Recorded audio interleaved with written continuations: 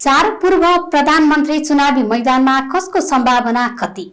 दर्शकवृन्द, आगामी प्रतिनिधि सभा सदस्य निर्वाचनका लागि चार पूर्व प्रधानमन्त्री चुनावी मैदानमा उत्रिएका छन्। नेकपा एमालेका अध्यक्ष एवं पूर्व प्रधानमन्त्री केपी शर्मा ओली झापा निर्वाचन क्षेत्र नम्बर 5 बाट उम्मेद्वार बनेका छन्।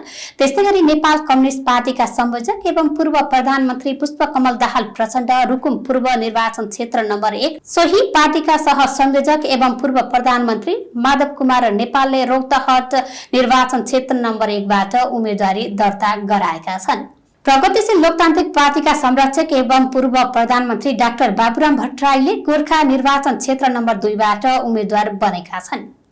यसअघि 2079 को आम निर्वाचनमा एमाले अध्यक्ष झापा 5 बाट, नेकपाका सह संयोजक दाहाल गोर्खा 2 र सह संयोजक नेपाल रौतहट 1 बाट निर्वाचित भएका थिए। सो निर्वाचनमा बाबुराम भट्टराईले भने प्रचण्डलाई सहयोग गरेका थिए।